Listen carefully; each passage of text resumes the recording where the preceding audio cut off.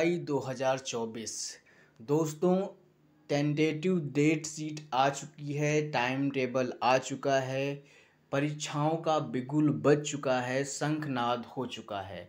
अब ज़रूरत है इतने कम समय में बेहतर तैयारी करने की और सावधान एवं सतर्क हो जाने की, क्योंकि हमें पता है कि इस बार भी सेंटर पिछली बार की तरह ही गवर्नमेंट पॉलिटेक्निक जाने वाले हैं।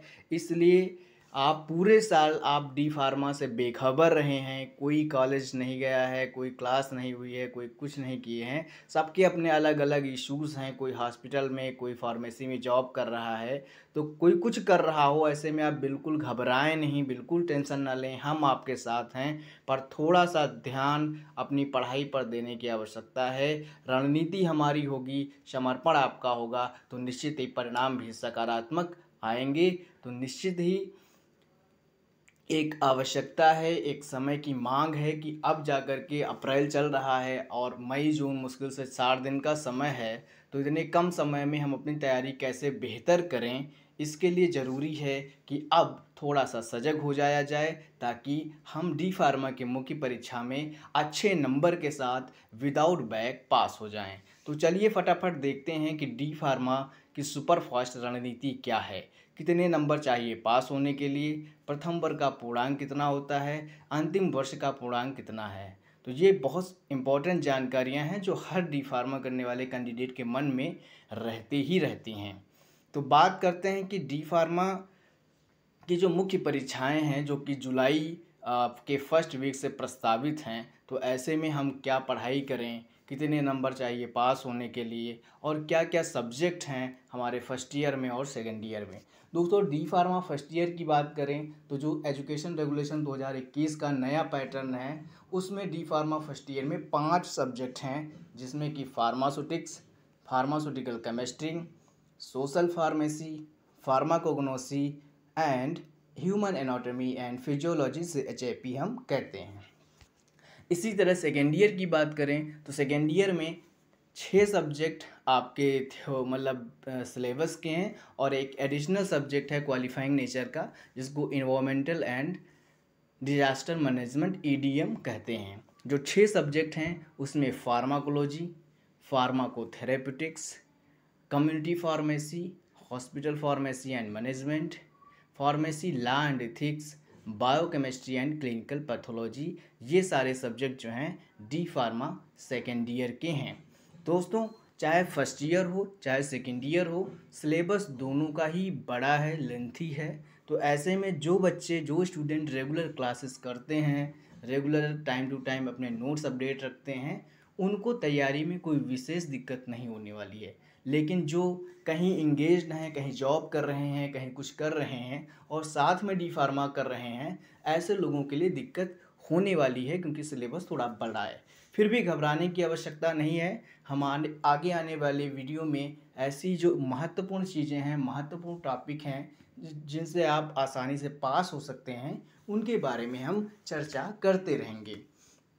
तो बहरहाल अभी बात हो रही है कि डी फार्मा पास कैसे करें, क्या रणनीति बनाएं, कौन कौन से टॉपिक पढ़ें, कितने नंबर होने चाहिए पास होने के लिए, क्या क्या क्राइटेरिया है, ये सेशनल क्या होता है, प्रैक्टिकल क्या होता है, थ्योरी क्या है, ये 80+20 का मैटर क्या है।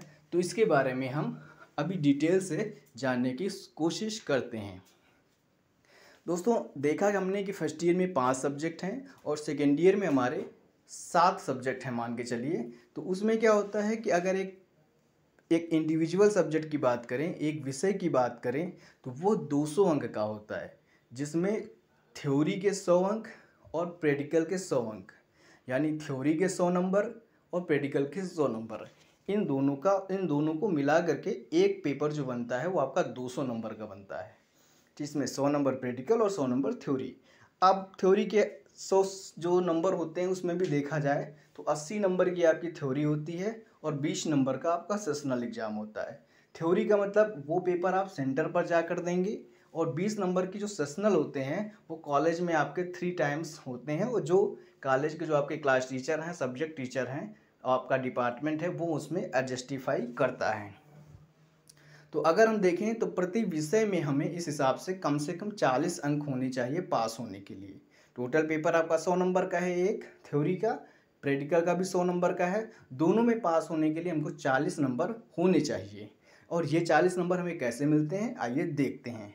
अब आगे समझिए कि अगर आपके जो टीचर हैं, मान लीजिए फार्मास्यूटिक्स का या फार्माकोलॉजी का जो आपका सब्जेक्ट है, उसके जो टीचर हैं उन्होंने आपको सेशनल में उस विषय में 20 में से 18 नंबर दिए हैं, ठीक है। 20 में से 18 नंबर आपको सेशनल में मिले हैं। तो इस हिसाब से आपको फार्मास्यूटिक्स या उस पेपर में जो थ्योरी का पेपर बाहर सेंटर पे होगा उसमें आपको 80 में से कम 22 नंबर लाने पड़ेंगे, तब जाकर आप पास होंगे। कहने का मतलब सेशनल के 18 हैं तो आपको थ्योरी में 22 लाने पड़ेंगे। अगर सेशनल में 19 नंबर हैं तो आपको थ्योरी में 21 लाने पड़ेंगे। इसी तरह देखें तो अगर सेशनल में 15 नंबर हैं तो आपको थ्योरी में 25 लाने पड़ेंगे। तो कुल मिलाकर जो सेशनल के नंबर हैं और थ्योरी के नंबर हैं, दोनों को मिला करके जो अमाउंट होना चाहिए, जो मार्क्स होने चाहिए, वो 40 होने चाहिए। तो इस प्रकार 18 + 22 आपके 40 नंबर हैं। तो जितने ज़्यादा नंबर, जितने अच्छे नंबर हमें सेशनल में मिल जाते हैं कॉलेज की तरफ से, उतनी ही आसानी होती है हमको पेपर पास करने में। तो इसलिए सेशनल के नंबर आपके रिज़ल्ट में काफ़ी महत्वपूर्ण स्थान रखते हैं। अब देख लेते हैं कि जो हमारा पेपर होने वाला है जुलाई में, उसका पैटर्न क्या है, कैसे कैसे क्वेश्चन आते हैं, कितने नंबर के शॉर्ट आंसर होंगे, कितने के लॉन्ग होंगे, कितने एमसीक्यूज होते हैं। तो अब जो नया एजुकेशन रेगुलेशन है फार्मेसी का 2021 से, उसमें अब मल्टीपल चॉइस क्वेश्चन यानी ऑब्जेक्टिव, जिनको बहुविकल्पीय कहते हैं, 10 क्वेश्चन होंगे 1 नंबर के, 10 नंबर ये। फिल इन द ब्लैंक्स होंगे 10 1 नंबर के, वो 10 नंबर आपके हो जाएंगे। इसके अलावा 60 क्वेश्चन भी होंगे, अति लघु उत्तरीय जिसको कहते हैं हिंदी में, ये भी 10 क्वेश्चन होंगे और 3 नंबर का एक क्वेश्चन होगा। तो इस हिसाब से 30 नंबर के आपके 60 क्वेश्चन होंगे। इसके अलावा जो लॉन्ग क्वेश्चन होंगे वो आपके 10 नंबर के 3 क्वेश्चन रहेंगे, 10-10 नंबर के। तो इस मिलाकर एमसीक्यू के 10, fill in the blanks 10 number के, शॉर्ट आंसर 30 का, लॉन्ग आंसर 30 क्वेश्चन 30 के। तो टोटल जो पेपर आपका थ्योरी वाला होगा वो 80 नंबर का होगा। तो थैंक यू फॉर वॉचिंग।